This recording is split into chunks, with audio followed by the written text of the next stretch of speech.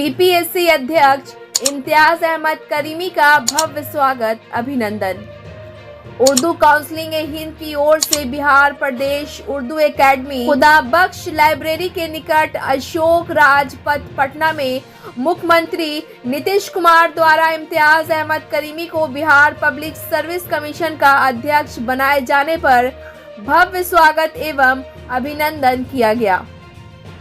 ज्ञात हो कि आजादी के बाद से अब तक अल्पसंख्यक समुदाय से इम्तियाज अहमद करीमी तीसरे ऐसे पदाधिकारी हैं जिन्हें बिहार सरकार के मुख्यमंत्री नीतीश कुमार ने बिहार पब्लिक सर्विस कमीशन का अध्यक्ष बनाया। इसके लिए मुख्यमंत्री नीतीश कुमार बधाई के पात्र हैं। हालांकि यह लगभग एक सप्ताह के लिए ही अपनी पदभार संभालेंगे, इसके बाद यह सेवानिवृत्त हो जाएंगे। ब्यूरो रिपोर्ट, बिहार दर्शन। बहुत बहुत शुक्रिया साहब।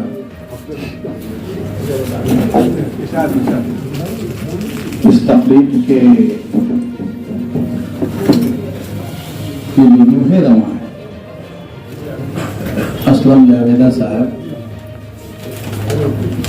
सबसे ज़्यादा जितनी भी इनको मुबारकबाद दें हम कम है, और इम्तियाज करीम साहब के लिए ये बज़्म सजाया है तो एक छोटा सा तोहफा असलम जावेदा साहब के लिए भी है। तो हमारे उस्ताद मोहतरम हैं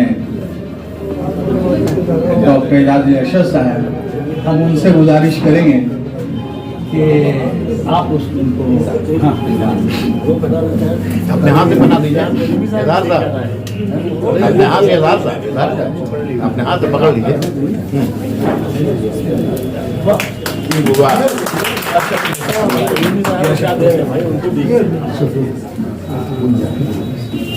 और ये मैं गुजारिश करेंगे अरशद फिरोज साहब से कि इस छोटे से तोहफा को असलम जावेदा साहब का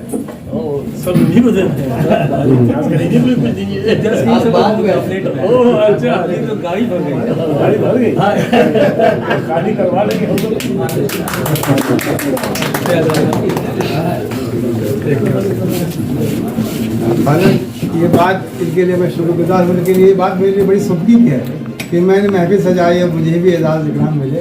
मैं इस मिजाज का कायल नहीं हूँ, मेरी तबीयत उसी तरह की। और हमने इनको बहुत इसे गुजारिश की थी कि आप हमको ना दिएगा।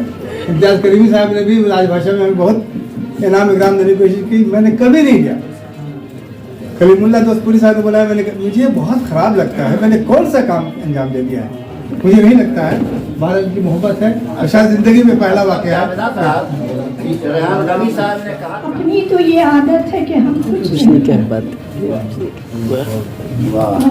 बहुत ज़्यादा इंट्रोडक्शन में नहीं जाते हुए सिर्फ एक बात कहना चाहती हूँ कि करीमी साहब से मेरी पहली मुलाकात 11/12 को हुई थी, 2011-12 को इसी हॉल में, उर्दू एकेडमी के हॉल में। उसके बाद से फिर कई साल तक मुलाकात नहीं हुई क्योंकि हम सर्विस में थे। रिटायरमेंट के बाद 2014 में उनसे फिर मुलाकात हुई। उस वक्त हम करीब 15-20 साल से कमीशन ऑफिस जाते थे कॉपी देखने। मेरे जिम्मे 3 तरह की कॉपियाँ रहती थी वहाँ। एक तो GS की कॉपी, क्योंकि पॉलिटिकल साइंस के टीचर रहे थे, GS की कॉपी, पब्लिक एडमिनिस्ट्रेशन की कॉपी और पॉलिटिकल साइंस की कॉपी। उसके अलावा उर्दू स्क्रिप्ट अगर निकल गया तो उसको भी पढ़ने का काम करते थे।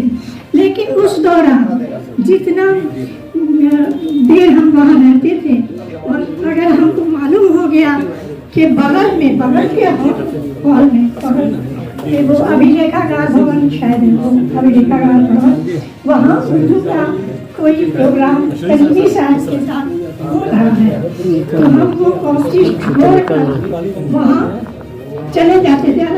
300 नंबर का आप किसी भी 22 लैंग्वेज में से कोई लैंग्वेज में लिख सकते हैं, हिंदी में, इंग्लिश में। लेकिन 2 साल से 67वीं, 68वीं और 69वीं में एक भी सब्जेक्ट, एक भी ऐसे उर्दू में नहीं है। अब पर्शियन ऑप्शनल लोग नहीं रख रहे हैं, तो जो रखे उस पे मेहनत करें। हमारा सब्जेक्ट पर्शियन रहा है, जैसा कि तौकीर साहब ने बताया।